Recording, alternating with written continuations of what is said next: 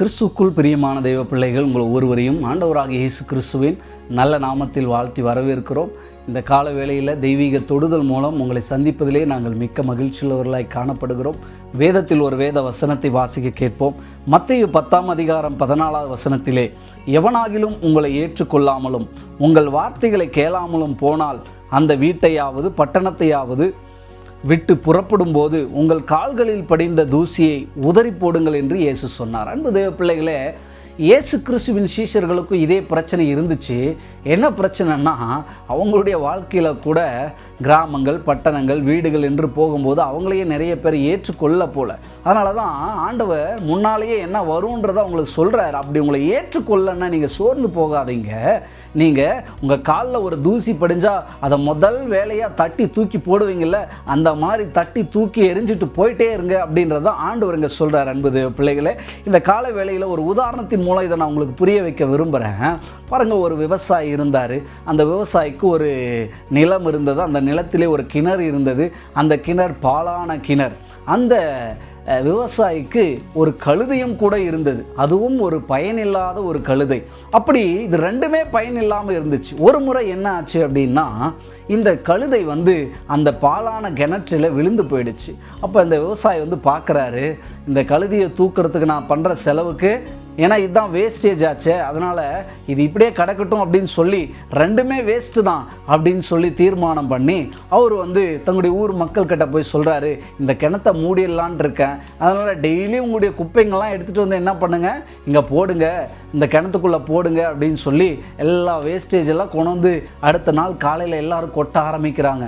ஒருத்தர் கல்லை அடிக்கிறாரு, ஒருத்தர் குப்பையை போடுறாரு, ஒருத்தர் என்னென்ன கிடைக்குதோ அது எல்லாத்தையும் கொண்டு என்ன பண்ணுறாங்க, சாணியை, தூசியை, மண்ணை, கல்லை எல்லாத்தையும் கொண்டு போடுறாங்க.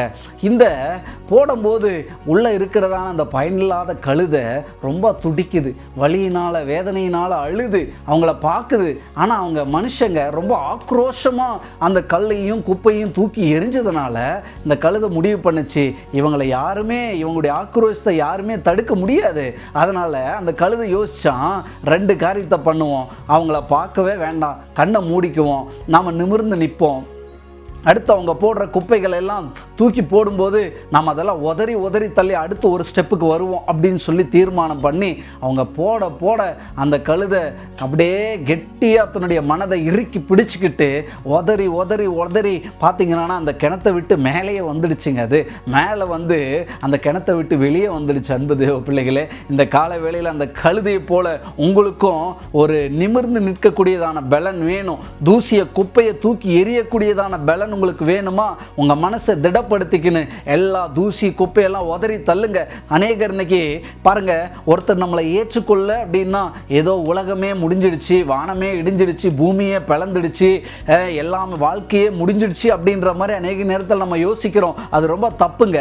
ஒருத்தர் நம்மளை ஏற்றுக்கலன்னா, நீங்கள் ஆண்டவர் சொல்கிறாரு, உங்களை அழைத்தது நான், உங்களுக்காக ஜீவன் கொடுத்தவர் நான் உங்களை ஏற்றுக்கலன்னா தான் பிரச்சனை, நான் உங்களை ஏற்றுக்கொள்கிறேன். அதனால் அழைத்தவர் ஏற்றுக்கொள்றதுனால உங்கள் காலில் படிந்த எல்லா குப்பைகளையும் தூசிகளையும் உதறி போட்டு போயிட்டே இருங்க.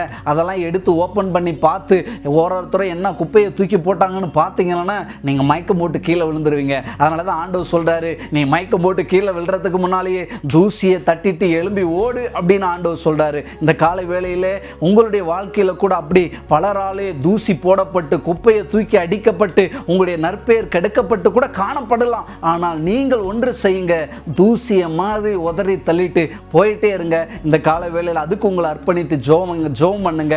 ஆண்டவர் நிச்சயம் அதற்கு நமக்கு உதவி செய்வார். அன்பின் பரலோக பிதாவே, இந்த கால வேளையிலே ஆண்டவரே, எங்களுடைய வாழ்க்கையிலும் கூட இப்படிப்பட்ட அனுபவங்களை நாங்கள் சந்திக்கும் போது எங்களை ஒருவர் ஏற்றுக்கொள்ளவில்லை, ஒருவர் எங்களுக்கு உதவி செய்யவில்லை என்பதற்காக எல்லாமே முடிந்தது என்று நினைக்காமல், என்னை அழைத்தவர், என்னை உருவாக்கினவர், என்னை சிருஷ்டித்தவர் எனக்காக இருக்கிறார். அவர் சொல்லியிருக்கிறார், சியோனே, எருசலேமே, உன் மேல் இருக்கிற தூசியை உதறி போட்டுவிட்டு எழும்பு, வீற்றிரு, எனக்காக காத்திரு என்று சொன்னது போல ஆண்டவரே, இந்த கால வேளையிலே அப்படிப்பட்ட அனுபவத்தை ஒவ்வொரு பிள்ளைகளுக்குள்ளும் என் தேவனி தந்தரல வேண்டுமாக ஜெபிக்கிறோம் ஆண்டவரே. அப்படிப்பட்ட சூழ்நிலையிலே கடந்து போய் கொண்டிருக்கிற ஒவ்வொருவரும் தங்கள் கால்களிலே படைந்த, வாழ்க்கையிலே படைந்த, குடும்பத்திலே படைந்த தூசிகள் எல்லாம் ஆண்டவரை உதறிவிட்டு ஓட தேவனாகிய கர்த்தர் உதவி செய்தருள்வீராக. இதை பார்த்து கொண்டிருக்கிற ஒவ்வொருவருக்கும் அந்த கழுதை தன்னை திடப்படுத்தினது போல ஆண்டவரை இவர்களும் தங்களை திடப்படுத்தி இயேசு சொன்னபடியே காண்பிக்க தேவனீர் உதவி செய்தருளும்படியா ஜெபிக்கிறோம்.